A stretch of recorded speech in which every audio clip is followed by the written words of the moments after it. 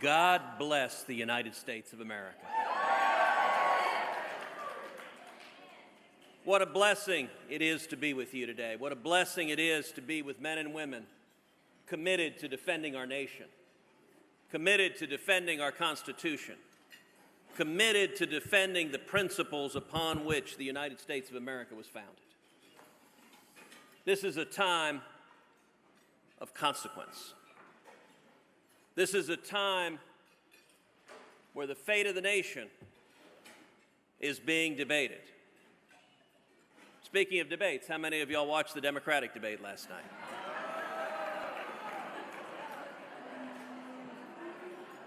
I thought I'd turned on Comedy Central.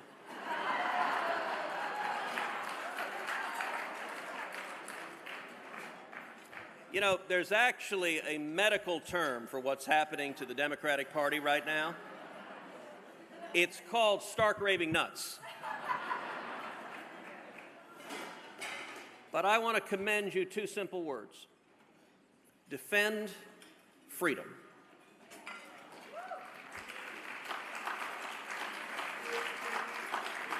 Now let's talk about freedom. Let's talk about economic freedom. The last 2.5 years, we saw an historic tax cut. We've repealed job-killing regulations. And what's happening in the economy? We've got the lowest unemployment in 50 years. We have the lowest African-American unemployment ever recorded.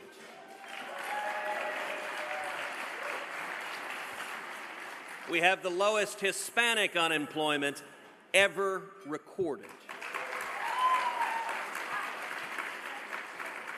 And the lowest youth unemployment in 70 years. It's for a very simple reason. Freedom works. If you want jobs, if you want higher wages, you want small businesses growing, expanding, hiring. And what is the Democrats' solution last night? Higher taxes. By the way, 70% is their new proposed tax rate. 70%. Scripture tells us to tithe 10% to God and 70% to Uncle Sam. We saw last night an embrace of socialism. We saw last night Democrats saying that they want to cancel, to make illegal, every private health insurance plan in America. Now, how many of y'all remember just a few years ago, Barack Obama saying, if you like your plan, you can keep your plan? If you remember, PolitiFact labeled that the lie of the year. Well, I'll give the Democrats credit now. Now they're not even pretending. They're saying, if you like your plan, doesn't matter, we're taking them all. Because putting the government in charge of your health care, what possibly could go wrong with that? We need to defend not just economic freedom, we need to defend religious liberty, something each and every one of us cares deeply about.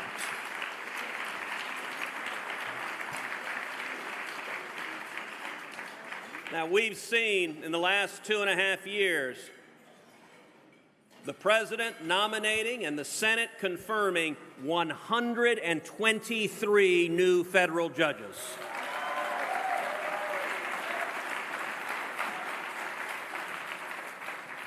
Every one of our rights in the Bill of Rights, we depend on the judiciary to safeguard those rights. And I'll tell you, when it comes to religious liberty, we are seeing threats and abuses proliferating.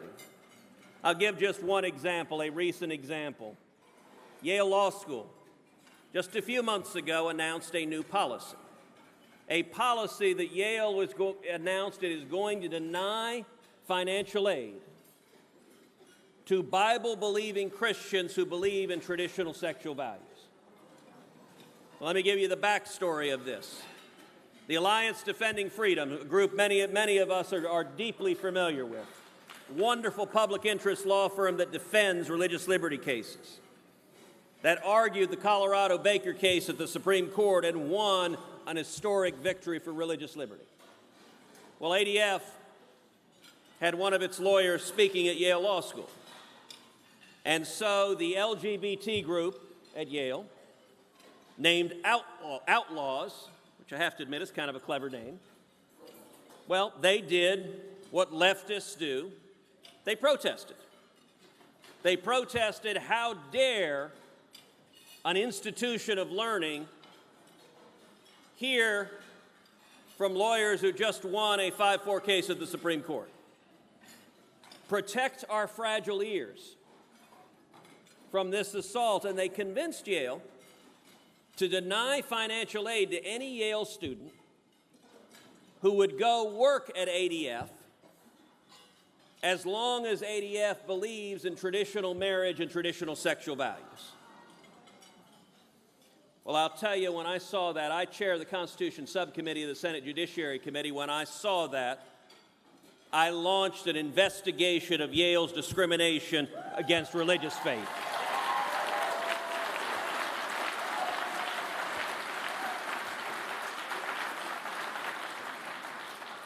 Yale receives every year hundreds of millions of dollars of federal taxpayer dollars.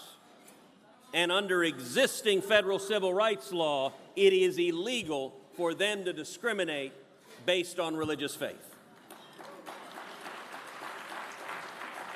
And we are going to hold them to account.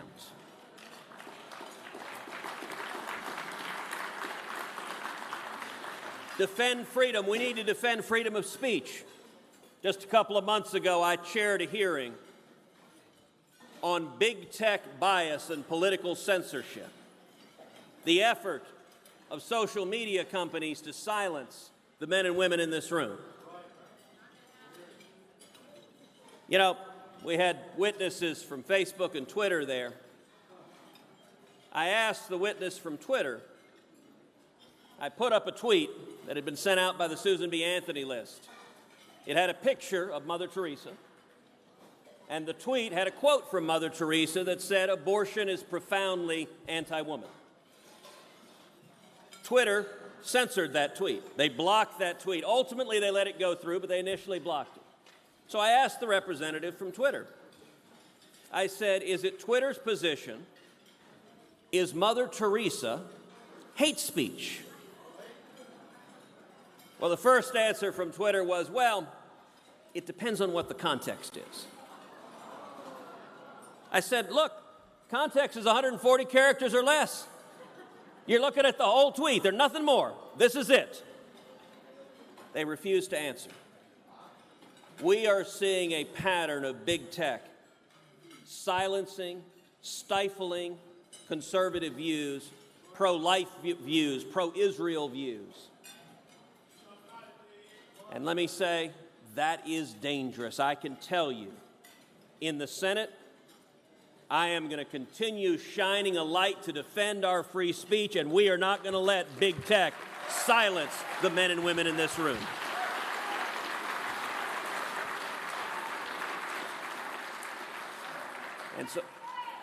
And so I want to close by just exhorting you. The men and women in this room, you know how to pray, and you know how to stand and speak. And in 2020, our country is going to face an assault. We are going to see the biggest turnout on the far left this country's ever seen. That means we need to awaken the church. That means we need to awaken young people.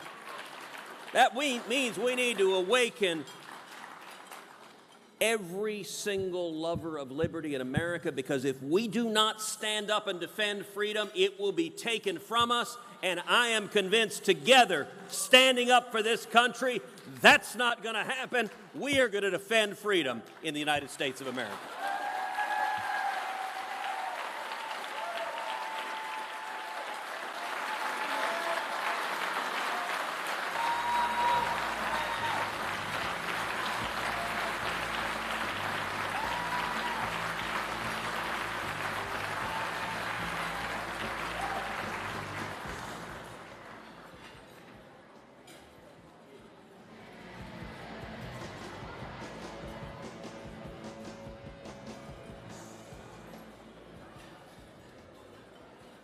It's nice to know that you have a champion voice in the United States Senate, isn't it? Ted Cruz. Thank you so much, Senator Cruz, for being with us and for everything that you do. As you now are receiving, so we're having our entrees brought out to us, so y'all enjoy your lunch here for a few minutes. And our next visitor, again, is coming from the Hill. He's actually en route. So we should get back rolling with you in maybe roughly 10 minutes, 12 minutes, something like that. So enjoy it and visit with each other, and we'll see you in just a few. Thanks.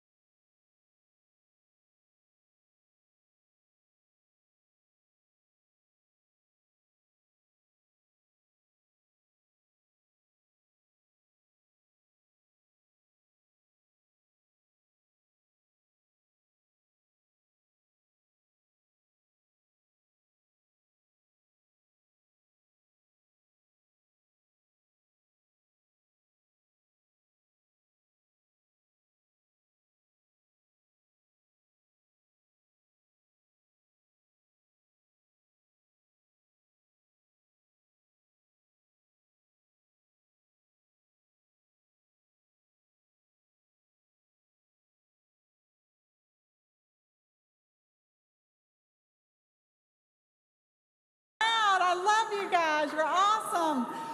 So today I have the distinct pleasure of introducing one of my senators from the state of Georgia. Senator David Perdue is a worker. He grew up in Warner Robins working on his family farm. He worked his way through Georgia Tech. How many of you students out there working your way through college? Let's hear from you.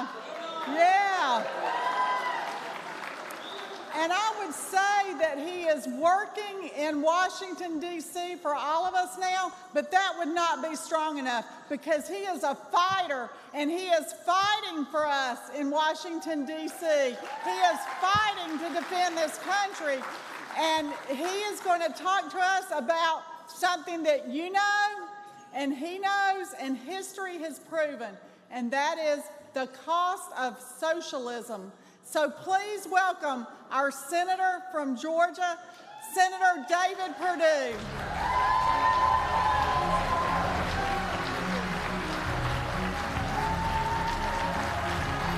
No, Sam, thank you. Thank you. Thank you.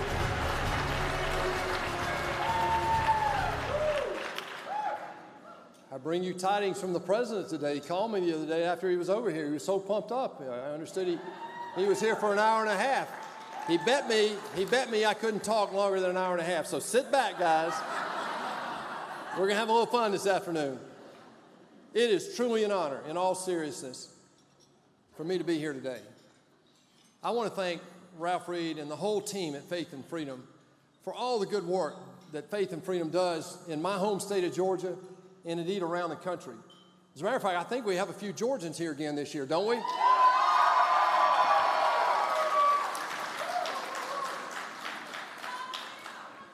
You know, folks, unfortunately, what I have to talk about today is very serious. We should all agree today that we're in an ideological war for the future of our way of life here in America. It's just that simple. Democrats want to convert America to a socialist state.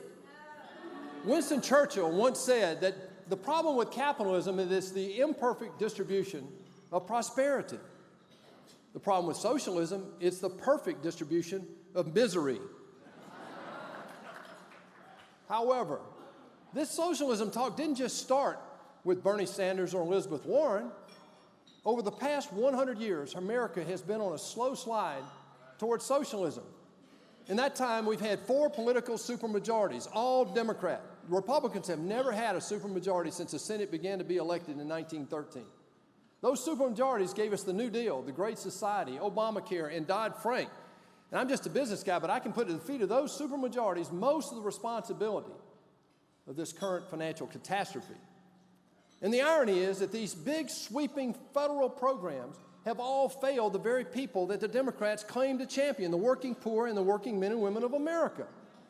Let me give you a couple of examples.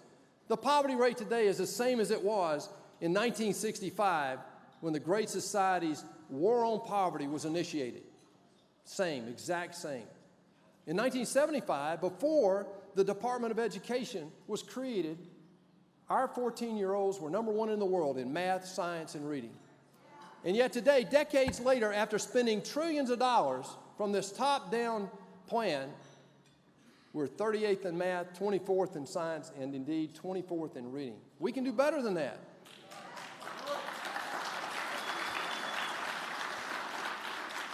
Obamacare has collapsed under its own weight and has completely failed. The Medicare Trust Fund goes to zero in 7 years. The Social Security Trust Fund goes to zero in 16 years. Guys, I can do this all day, but my wife says about this time, David, just shut up. You can bring any cocktail party to its knees talking like this. It's true, but I'm not done yet. Fannie Mae is bankrupt. Freddie Mac is bankrupt. The Postal Service is bankrupt. The VA has been a disaster and an embarrassment for years. Let's be clear, though, today. The Democrats have had the opportunity after opportunity to prove that what they believe in, this socialist way of life, this top-down control, will work. And they failed every single time. You can't name one of these federal programs over the last 100 years that's been a whopping success. But I got good news for you today. Great news, as a matter of fact. Thanks to you and many like you around the world, Donald J. Trump is President of the United States of America today.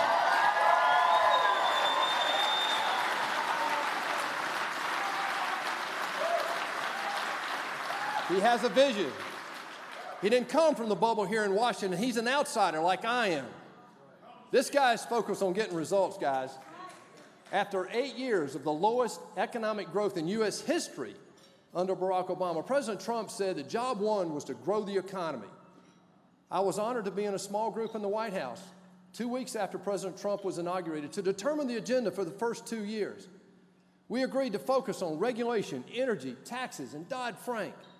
And guess what? The president went to work and made it happen, guys. In first 2 years, in President Trump's first 2 years, you know, we talk about the shining object of the Democrats all the time. Listen to this. In the first 2 years, under President Trump's leadership, right away, we reversed over 2,000 regulations. We unleashed America's energy potential and became the world's largest provider of natural gas and oil in the world.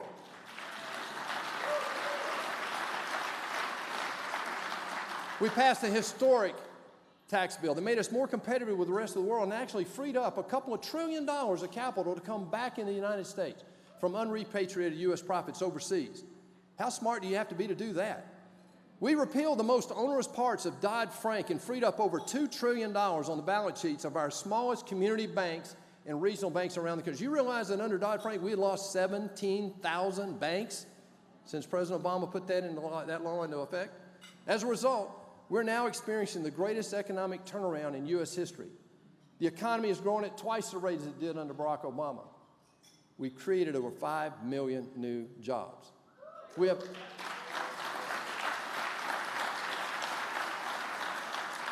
The one I'm proud of is that wages are moving again after a decade. We have the highest middle-class income in U.S. history right now today.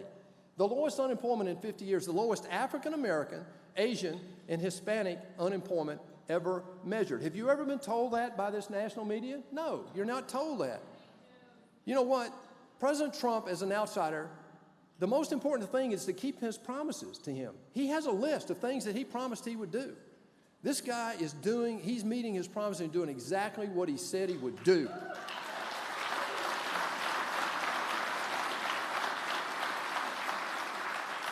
In addition to stimulating the economy, he's rebuilding our military after 8 years of President Obama's administration of gutting our military.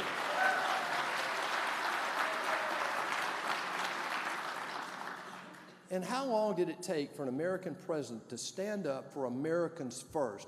President Trump is fighting for a level playing field with all of our trading partners, including the People's Republic of China.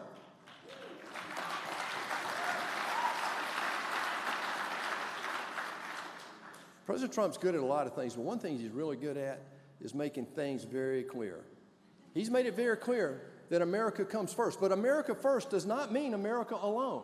He is rebuilding all of our allied relationships.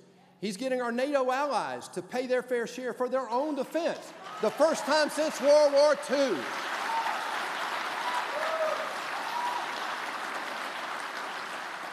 He repealed the most damaging part of the Obamacare, and that's individual mandate. He repealed that. And guys, I'm proud of this. In 1991, Congress had a law in the books that actually required a president to do this. But it took 4 or 5 presidents. It took President Trump to get elected. He came in and realized there was a law, and guess what he did? He moved the United States Embassy from Israel, from Tel Aviv to Jerusalem.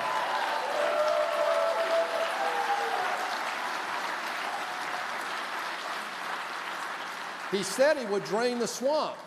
Remember that? He said he would drain the swamp. Guess what? As I stand here today, 4,300 people have been removed from the VA for not doing their jobs, guys. 4,300 people. And we're not done there. We have another bill that would allow all the other agencies to do the same thing. Imagine that. You have to have an act of Congress to fire people. I'm just a business guy, but if you ran the rest of the world the way Washington's run right now, we wouldn't be where we are today. The thing that is most generationally impact, though, that will impact our country for the next several generations, our kids and our kids' kids, is that under President Trump, we've confirmed 123 federal judges including 80 district court judges, 41 circuit court of appeal justices, and 2 Supreme Court justices, including Neil Gorsuch and Brett Kavanaugh.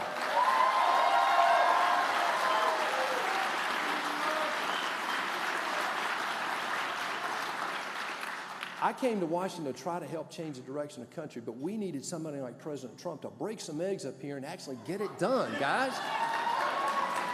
These are definitely promises made and promises kept. Now the president's focused on immigration, trade, and infrastructure. Let me tell you, he's not taking a victory lap on all his accomplishments. He's now looking forward. He's driving ahead. He calls me early in the morning, calls late at night. I spend time with him in the White House. You know, sometimes he's exhausting, guys. I mean, but he works. He works, and he cares about people in America. Isn't it great to have somebody in the White House who is actually focused on getting results?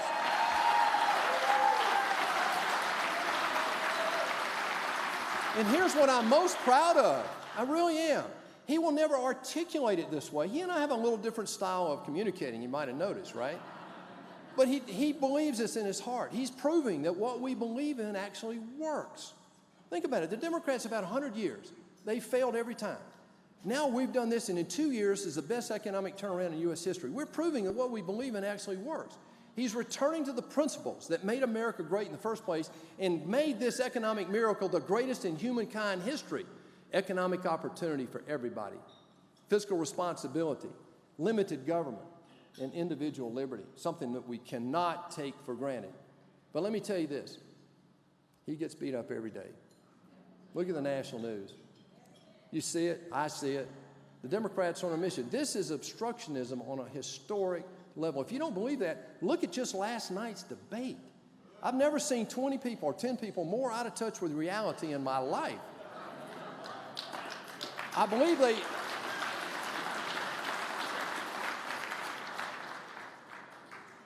But we have to wake up to this. I never thought in my lifetime I'd be standing here having to defend capitalism, but I have to tell you this. Our way of life is in jeopardy. I never thought I'd be sitting here talking about capitalism versus socialism. I didn't ask for this fight, but like you, I'm up for it. This is our time. If we don't do it, who will? If we don't do it now, when will we do it? Radical Democrats are telling the world, you know, I believe in George Patton. I read your book, you know, I read your book. They believe socialism is better than capitalism. They're not going to say the word socialism, but everything they're talking about is indeed that.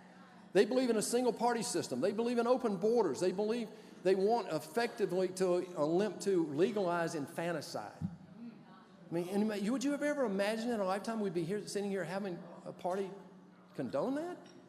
They want to abolish ICE. They want illegal immigrants and felons to have the right to vote. They want to give an annual wage to anyone who is either unable or unwilling to work. Really? They want to increase taxes, obviously. They want socialized medicine. That's failed everywhere in the world, including Bernie Sanders' own home state, guys. It failed. They want the Green New Deal, the modern monetary theory.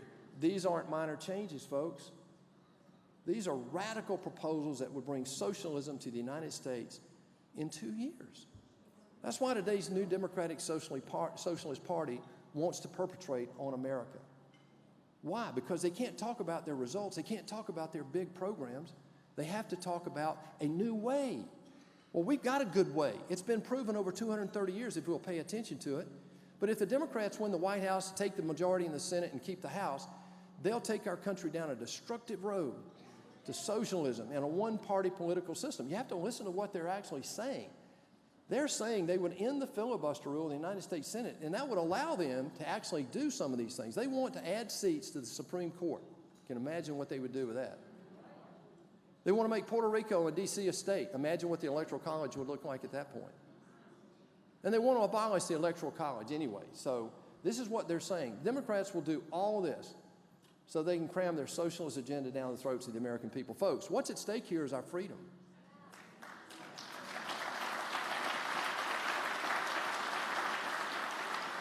They want a single-party system in America, just like Russia did in 1917, Germany in 1933, Cuba in 1959, and Venezuela later in the 20th century. How'd that all work out? Really? Each of these attempts for state control and power have failed and led to failed states every single time. You and I just cannot let this radical left take our country down that road to socialism. The only thing standing in their way right now is you and me. I'm so grateful that you come to things like this because that's how we stand up to these guys. This is bigger than me, though. It's bigger than you. It's even bigger than the President of the United States. This is about the future of our country and the future of our children and our children's children.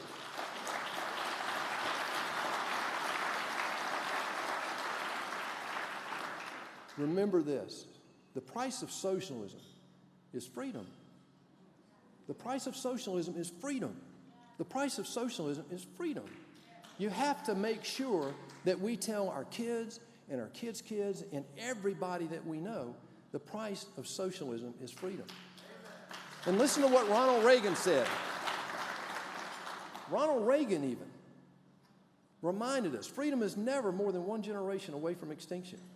We don't pass it down in the bloodstream. It's got to be passed, it's got to be fought for, protected, and passed on so they can do the same thing. Or one day, in our sunset years, we'll be telling our children and our children's children what it was once like in America when women and men were free. Folks, that can't happen. You and I have to ensure that socialism never comes to America. God bless you. Thank you for being here. God bless America. Thank you.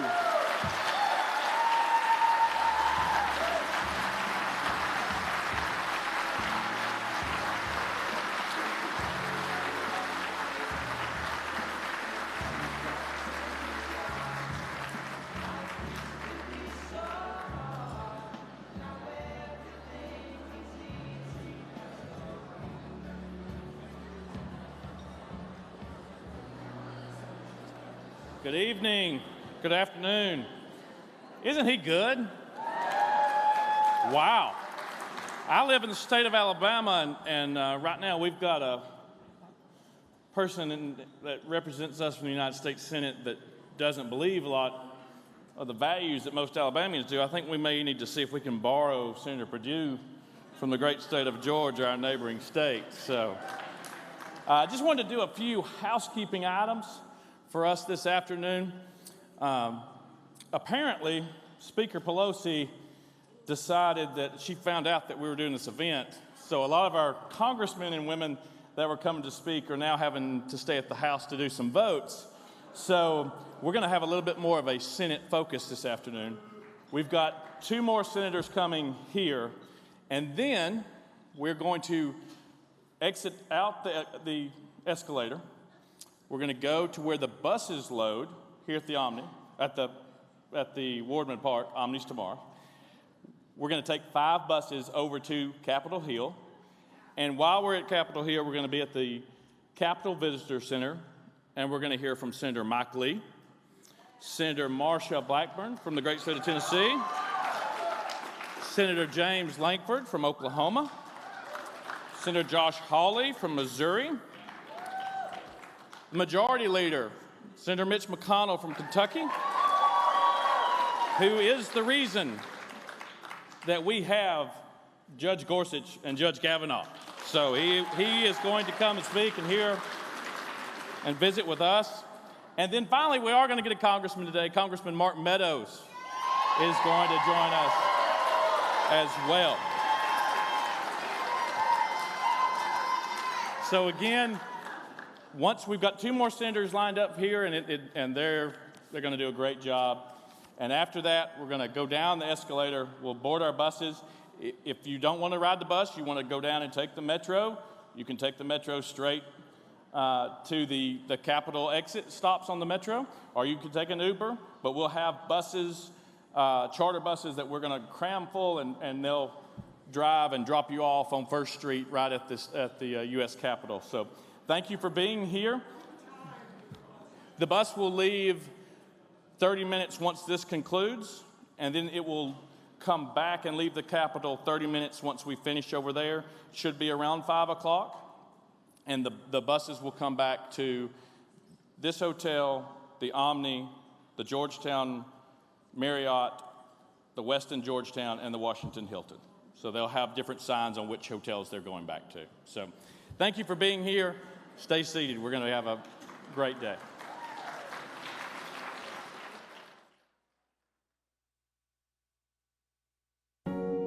You know, the reality is American culture has turned into what Stephen L. Carter once called the culture of disbelief. The political culture, the popular culture, and the legal system of the United States over the last 3, 4, 5 decades has been tilted against the God-given and constitutional rights of Christians and others of faith. And so there's this whole progeny of law and court opinions that have sought to marginalize and intimidate people of faith. And if you don't have faith and freedom out there fighting for the rights of pro-family and pro-life Catholics and other conservative Christians, then those rights will be taken away systematically, and the Christian voice will be silenced in America. Faith and Freedom's mission is really very simple. It is to give Christians and others of faith a voice in our government again. Just as workers are represented by their labor union, I believe that Christians need that same kind of advocacy organization. The average Christian in America, they can't sit in the halls of Congress every single day monitoring every piece of legislation, making sure their views are being heard. That's what Faith and Freedom does. It gives them a voice in government, it defends their rights, and it fights against those forces that would seek to silence them and take away their rights. Today, because of technology, the internet, we have been able to build the most sophisticated and the most accurate Christian voter database that has existed in modern American political history. We see our job as a public service to the Christian community to tell them what the media won't tell them, which is where the candidates stand on every issue that affects them and their families. Here are the candidates, here's where they stand on abortion, on life, on Obamacare, supporting Israel, on taxes, on really every key issue that affects them and their families. The reason why people should support and contribute to Faith and Freedom is really very simple. You have an effective and enduring voice at every level of government. We have needed that forever in America. Nobody does that better than Faith and Freedom, nobody does it more efficiently, and nobody does it with a higher return on their investment. I want to encourage you to be a member of the Inner Circle. The Inner Circle is our strongest and our best and our closest supporters, and without the Inner Circle, this work cannot go on. So please join it today and be on our team.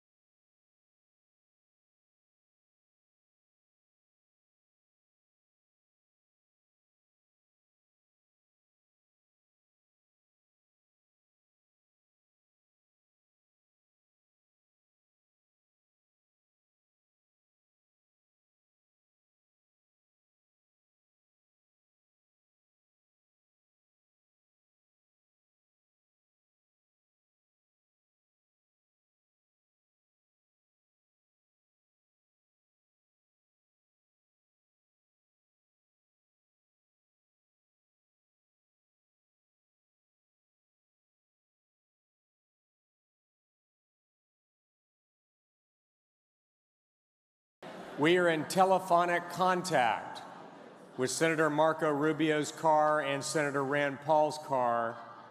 They are each about 5 minutes away. Okay? So sit tight. They want to see you. The president has told everybody this is the place to be this week in Washington, D.C. I just got a text from a senior White House official, as we like to call them.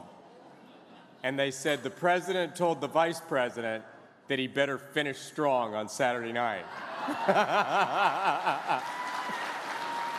So I just want to tell you that you sent the leader of the free world on his way to the G20 flying so high he didn't even need Air Force One to get to Osaka, Japan. So we will resume the program as soon as our senators get here.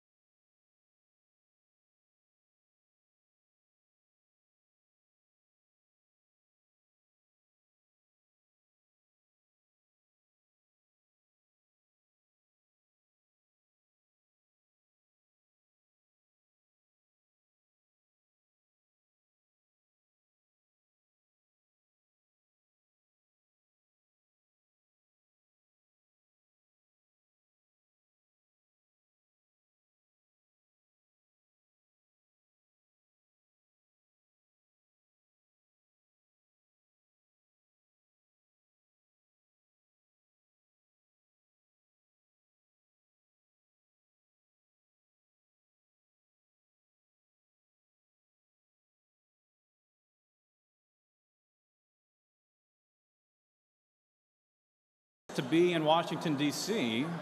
when the floor of the House and the Senate are actually working, right? So go ahead and grab your seats, everybody. So our next visitor, frankly, needs no introduction, but I'll take a brief privilege in saying I'm an original Texas boy, and I'm a three-time Baylor graduate. So it's always fun for me to welcome a fellow Baylor Bear to the stage of the Faith and Freedom Coalition, but Senator Rand Paul is one of the leading voices, and has been for years, on civil liberties and what the Constitution actually does for us. It's not just a historic document. The Constitution actually works for us. The genius, the brilliance of that document and of its design is that through generations, it was crafted in a way that it actually protects each generation as we go through the years. And I can think of no one in the United States Senate, or on Capitol Hill, period, for that matter, that seems to understand that intrinsically and in a really sophisticated way.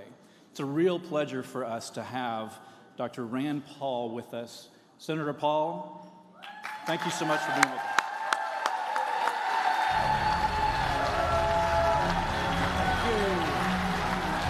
Thank you. Thank you. Thank you. Thank you. Thank you. Thank you. What a great crowd. They told me America's finest and best were here. Now I believe it.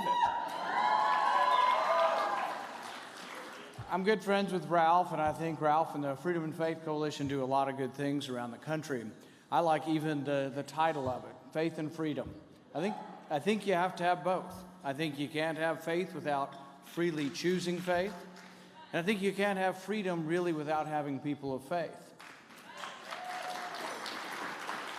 Our founding fathers put it this way.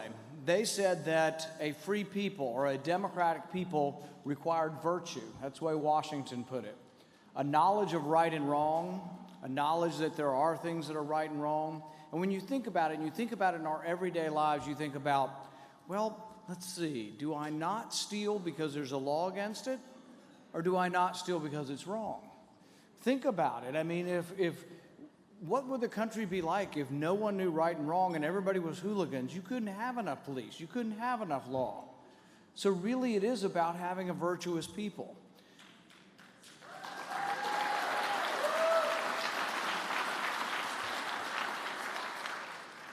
Os Guinness, the writer and the theologian, put it this way. He said that liberty requires restraint. You just can't go out there and do anything you want. You have to know right from wrong. You have to restrain yourself. But he said that the only type of restraint consistent with liberty is voluntary restraint. It's us deciding to do the right thing. It's us being an example. It's us persuading our neighbors. It's us evangelizing to the community.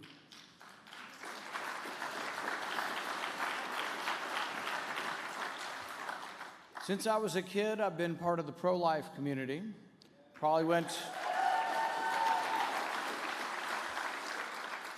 dad's an OB, I'm an ophthalmologist. In my training, I refused to participate in abortions, would never commit an abortion.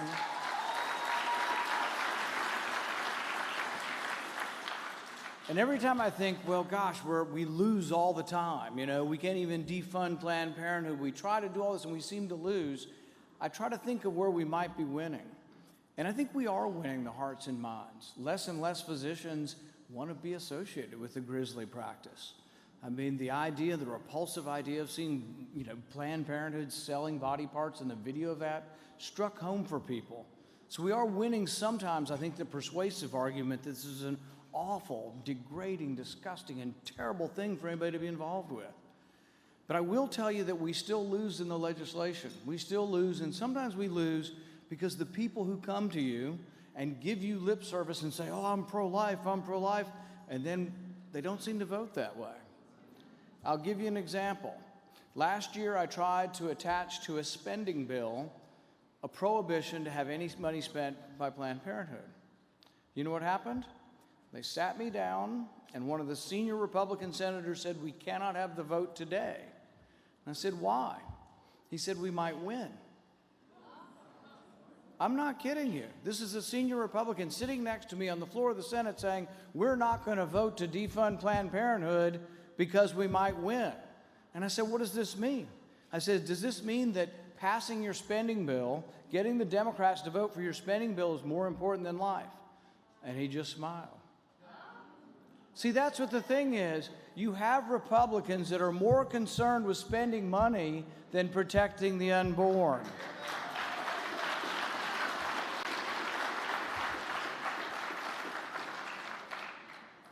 But we are winning in some ways.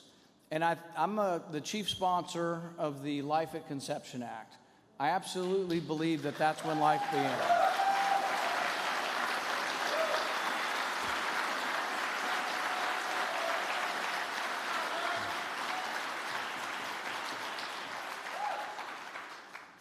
But I also think that when the other side comes back at us and they think it's really easy to talk about, oh, abortion when you can't see the baby. But what we need to come back and ask them is a very simple question. When does life begin? We know when life begins, but let's hear it from them. What is it? Is it in the nursery, as some have implied? Is it a year later, as some have said? Are we going to look and see if the child has disabilities? Think about it. Make them answer those tough questions. I think that in some ways we are winning the hearts and minds on this issue. I commend you for what you do on it and continue to help us in the fight. With regard to a couple of other issues, internationally, I think it's very important that your money not be taken from you and sent to persecute Christians around the world.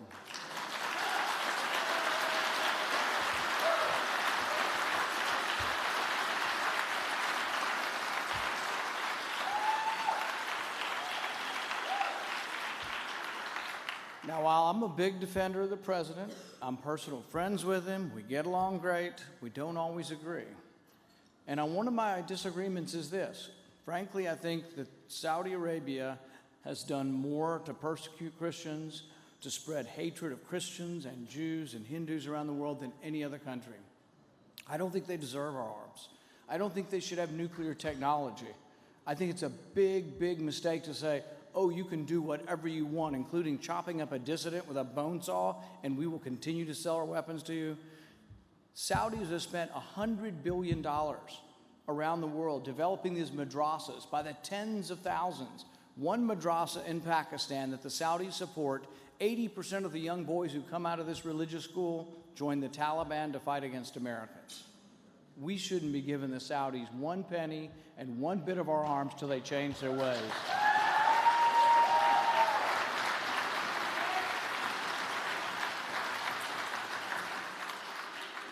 Same goes double for Pakistan.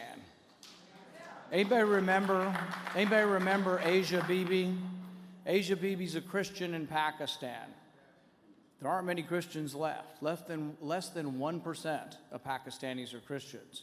She was arrested for wanting to draw water from a well in a Muslim village when the Muslim women began chanting, "Death to the Christian." They began stoning her and beating her with sticks.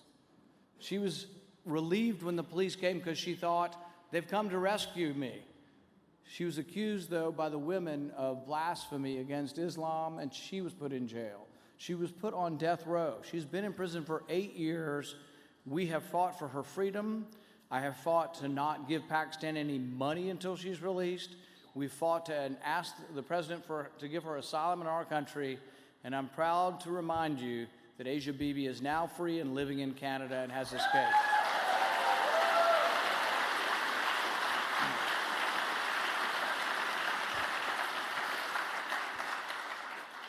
I'd like to end with this one issue. This is something that is close to my wife and I, and that is trying to help those who struggle with drug addiction and with, just the horror and the scourge of what's going on in so many of our communities. Not only do we need to help these people, I think part of helping them is understanding that our kids who make these mistakes, locking them up for 25, 35, 40 years is not the answer.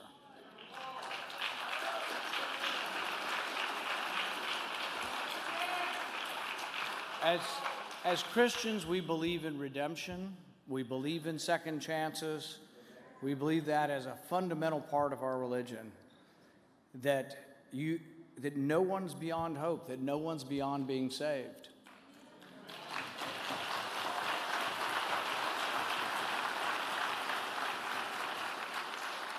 About 6 months ago, I was at the Louisville Urban League, and we were talking about the First Step Act that Faith and Freedom Coalition was a big part of getting passed. I was a part of, my wife was a part of. And I was lobbying to try to get the leadership to let us have a vote. And so I was lobbying publicly through the television to the other senator from my state, please let us have a vote. And we had the vote, and the first person to be let out of prison was a man named Matthew Charles. I met him.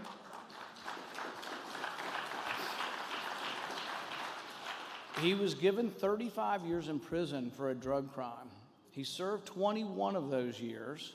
He found Christ, he found religion, he got a college degree, he became a legal person recommending legal advice in the prisons. By all accounts, became a much better person. He was let out for 2 years because the judge said you've served your time. Another judge came back and said, no, you got to go back to jail for 14 more years.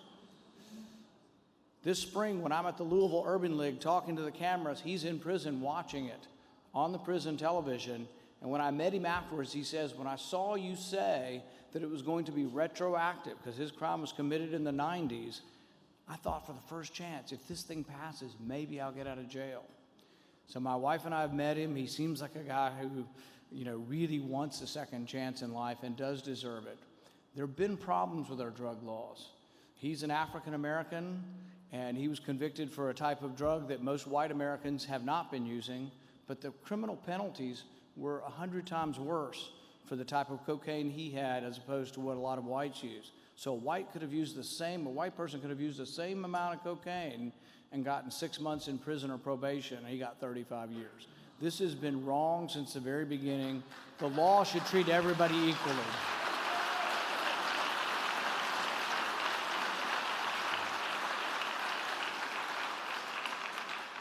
I want to thank Ralph Reed. I want to thank Faith and Freedom Coalition. I want to thank all of you for what you do. Don't give up because you give us hope. Thank you very much.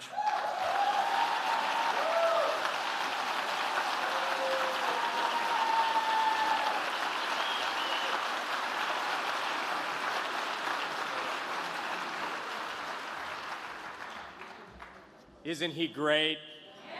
We are so glad that Rand Paul is in the U.S. Senate, making such a difference. It's our great privilege to work closely with him on all those issues. And the same is true of our next speaker. This man has been an impact player from the minute he arrived in the U.S. Senate. I'm partial to him because I grew up in Miami before I was fortunate enough to move to Georgia as a teenager. He is the son of Cuban immigrants whose family fled the brutal oppression of Castro's Cuba. He is a graduate of the University of Florida. He rose to become Speaker of the Florida House of Representatives. And in 2010, he took on not only the left and the media, but he took on the establishment of his own party to seek the Republican nomination for U.S. Senate against the then incumbent governor of Florida, Charlie Crist. And I remember a good friend of mine, a guy named Dennis Baxley, who had served in the House with our next speaker. And he called me up and he said, Ralph, I know this guy. I was his roommate. I was his prayer partner. I'm telling you, he's not only going to win this nomination, he's going to the U.S. Senate, and he's going to be a big national star. And I said, Dennis, he has no chance whatsoever. He's running against the incumbent governor of the state. The National Republican Senatorial Committee has already endorsed him. Charlie's got $6 million, and he's got a couple of $100,000. And he said, I want you to come down here and listen to him give a speech, and after you hear him, tell me what you think. So I went down there. He was speaking to a Republican women's club in Orlando, Florida. I'll never forget this as long as I live. I sat in the back of the room, and Marco spoke for about 30 minutes, told his story, said why he was running, said why they should get behind him even though the Washington establishment wasn't for him. And when he was done, I walked up to him, I wrote him a maximum check, and I said, I don't even care if you win. You're one of the greatest talents and one of the best men I've ever seen in politics, and I am supporting you. He not only won that race, he drove Charlie Crist out of the Republican Party. And today he's a liberal Democrat. He was critical in getting the child tax credit passed in the president's tax cut. He was critical in getting criminal justice reform passed in the Senate. He is helping to lead the way on U.S. foreign policy in Cuba and Venezuela and Cuba and other countries in Latin America. This is a dear friend of faith and of freedom of this organization and of this great country. Please welcome to the stage again, Senator Marco Rubio of the state of Florida.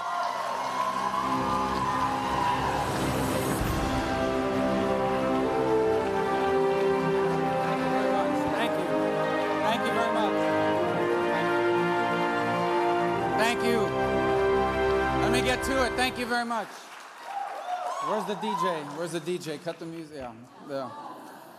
So walking out, so we're in the middle of votes, and I apologize. You know, people always ask me, when are you going to vote in the Senate? And I always tell them, we're going to start voting right before I have some event or place to be. That's always the way it works out.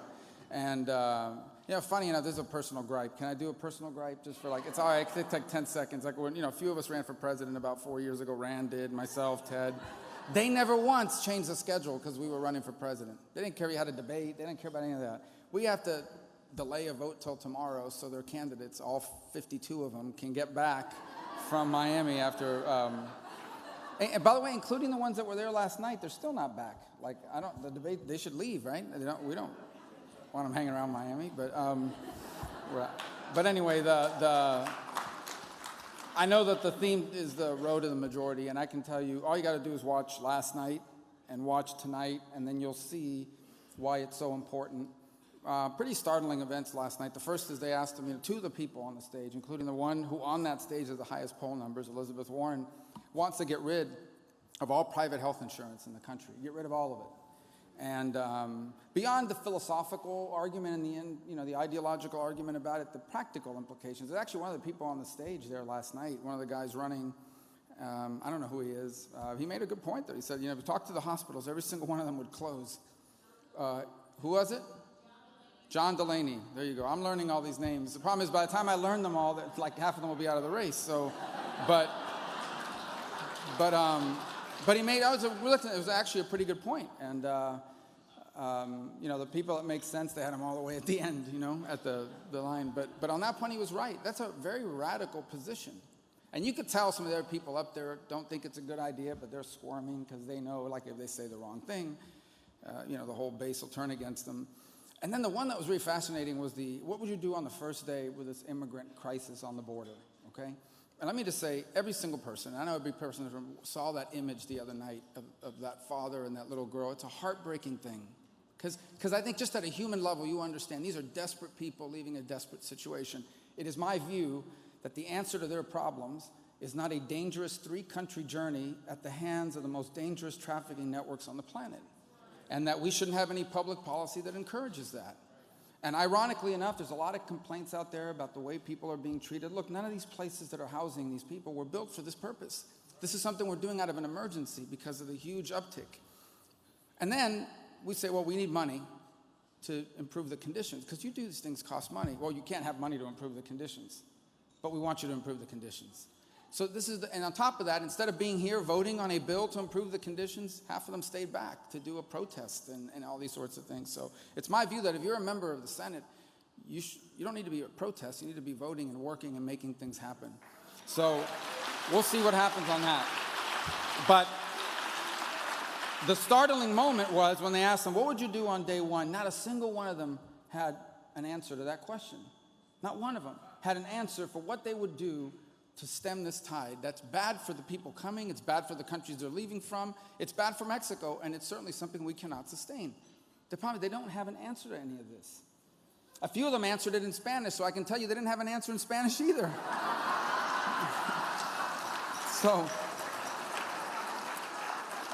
And I think one of them, he tried, Cory Booker, people keep saying Booker spoke in Spanish. It sounded more like Portuguese, to be honest with you. But anyway, so it was good. So you got to watch it, and you'll understand what's at stake here in the Senate races, certainly for the White House. It's critically important because it's a pivot moment in our history, and for reasons that perhaps you don't fully understand, I got to be quick. I'm going to try to give you the Reader's Digest version of it.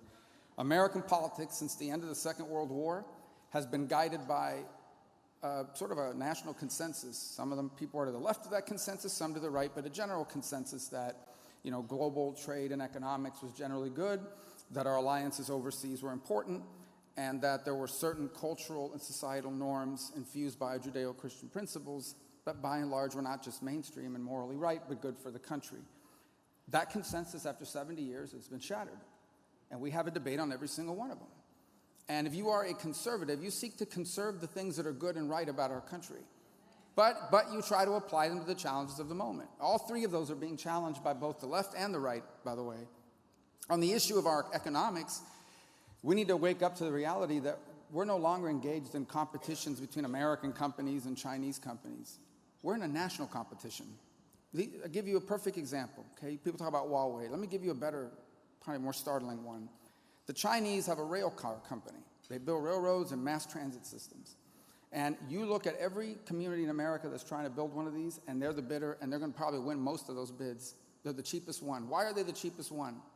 Because the Chinese government is funding them, giving them easy credit, plus telling them, don't worry about competition in China. You've got this market cornered. So they have a monopoly in the largest, most populous country in the world, and government support at extraordinary levels.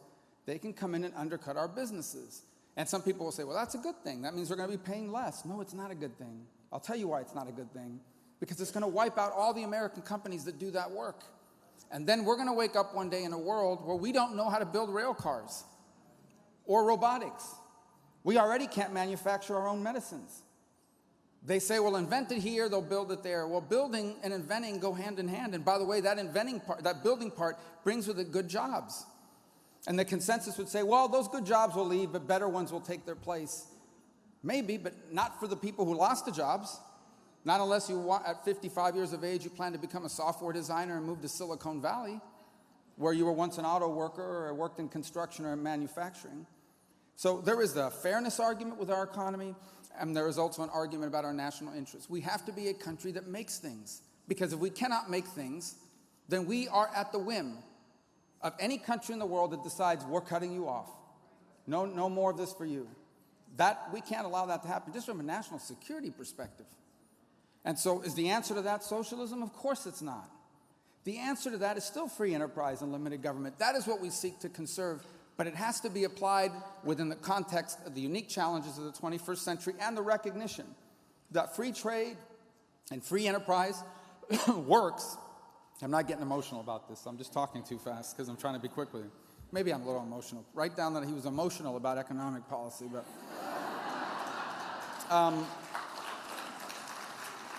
but I say this to you because it has to be within the context of the fact that free enterprise works, but it also depends on free enterprise from both sides. If one side is cheating and one side is not, that's not free enterprise, that's cheating.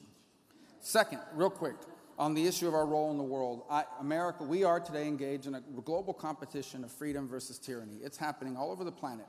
China and others are going to countries and saying, look, we're rich, and we don't have all these societal problems that America has. Of course, they have censored media. If you speak out against anything, you go to jail. So yeah, they've got some of that under control, I suppose. But that's because if you don't agree with it, you're in jail, or you're dead, or you're in exile. And so for a lot of countries, it's appealing to them. And the problem with that is, not only do dictatorships start wars, but we don't want to wake up one day and be the only free country on the planet, because then our own freedom will be endangered. So it is important that America is engaged in the world in a smart way, in a different way. We need alliances in Asia to counter China, and the Middle East to counter Iran and radical Islam, even in the Western Hemisphere, where China is trying to establish a dominant position. But we need to be smart and strategic about how we do it. The last one is the one I think that doesn't get enough attention, and that is the norms of our society. And I would say to you that we are a country that people are free to believe anything they want. But there are things that are true, and they remain true whether you believe them or not. For example, it is true, but you cannot have a strong country without strong people. And it is also true that you cannot have strong people without strong families and strong communities. And so we need to be for policies and to defend institutions that strengthen the family. There's no more important job in America than the job of a parent. To the extent we can, we need to have policies that support families and support the role and empower the role of parents. Empower the role of parents to pick what school their children go to, to have opportunities. The second is based on our Constitution, and that is the right of every single American, not just to believe whatever you want, not just the freedom to worship as you choose, but to live the principles of your faith in your own life. And to do so without retribution, to do so without being ostracized. In essence, I would argue to many that tolerance is a two-way street. Right now, it's only a one-way street, and it is not moving in the direction of those that believe in traditional values and the principles that our nation was founded on.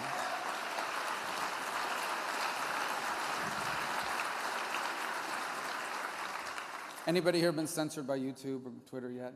Yeah. Have you really? Oh, I've tried so hard. But I'm kidding, I haven't. I haven't really tried that hard, but anyway, so here, I'll wrap up with this. A lot of people would look at these changes and be really distressed by them. And I would say to you, let me tell you, change is always happening. Always. In fact, if there's one thing history teaches us is that every generation thinks the next generation is really messed up. I mean, that's just true. But I'm not saying we don't have real challenges that need to be confronted. I am optimistic. I believe America's going to be okay, but not just because we wish it to be. There are things we're going to have to do. And what we're going to have to do is what our parents and the generations that preceded us did. And that's confront our challenges. And that's embrace our opportunities. And that's do the things that need to be done. And it's going to take some time. But we're in the middle of doing it, and you're a big part of that. And it begins by electing the right people. Because in the realm of public policy, it comes down to, more often than not, do you have the number of votes or not to pass something? Today, the Supreme Court of the United States, for the first time, I believe, certainly in 25 years, has a majority of people who believe that the Constitution should be applied as it was originally intended, not the way, whatever it is you want it to mean, because of you.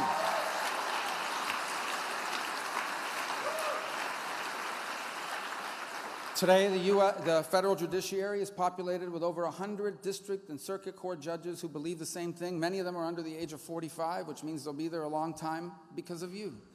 Today, America's economy is more competitive because of tax cuts made possible because of you. All of that goes away, all of it, if 2020 goes in the wrong direction. Frankly, if the president's not reelected and we lose the Senate majority and they keep the House, all these things that we've just achieved over the last 3.5 years won't just be gone, they'll be reversed. And that cannot be allowed to happen. So let's not rest on our laurels. Let's keep working hard. Thank you for what you've done already. There's a lot of work to be done. Thank you and God bless. Thank you. Thank you very much.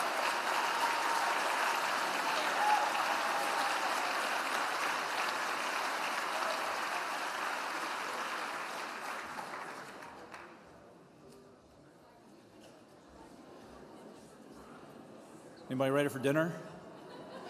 I'm kidding. So far so good. Once again, exercises in flexibility. That you got to meet your neighbors a little bit more than you'd maybe planned to when you walked in. Isn't it encouraging to hear from Senator Rubio, from Senator Cruz, from Senator Paul, from Senator Perdue? And as somebody that, a lot of us either know these people personally or work with them quite a bit professionally, their staffs, this stuff is real, these aren't platitudes. These aren't, the reason why we reach out and work with and invite people like you just heard from to participate in this program is individually for you to hear all of their voices, but also collectively for you to see the pattern emerge over the course of 3 or 4 days. That these voices and these values are carried strongly in the halls of Congress and now in the White House and administrative offices. So, with that said, the struggle is real. So, the reason why we had to improvise today is because of voting schedules in the Senate and in the House. The House is still voting, even as we speak. So we had a couple of people that were actually officiating over those votes that were going to be here in the last hour or so, who are still on the Hill, literally working and presiding over votes. But yet again, this is a cool opportunity. It seems like something like this happens every year. That as we head to the Hill for our legislative day, our congressional town hall, as we call it, there's something ripe, something pressing, sometimes even the day that we go to the Hill, and today is no different. That as we head to the congressional town hall, it should be in your programs, but the room itself is called the CVC Auditorium, and so it's in the Congressional Visitor Center, CVC. Congressional Visitor Center is exactly across the street from the Supreme Court and the Library of Congress, and the entrance. So we have, I believe, 5, maybe 6, but I think 5 buses that are downstairs. As you exit, if you can just go right down the escalator, there obviously are stairs available, and just head to there's a bus kind of circular drive just at the base of these steps. So we'll have those 5 buses that'll kind of be leaving in a staggered way, or if you are interested in just grabbing an Uber or a cab or whatever, if you brought a bicycle, start hiking it. But the Congressional Visitor Center Auditorium will start at 3:00, and if you recognize the name Senator Mike Lee, will actually kick us off over there. So 3:00. CVC Auditorium, and we'll pick it up from there. God bless you. We'll see you in just about an hour and a half or so. I'm a bad boy, 'cause I don't even miss her. I'm a bad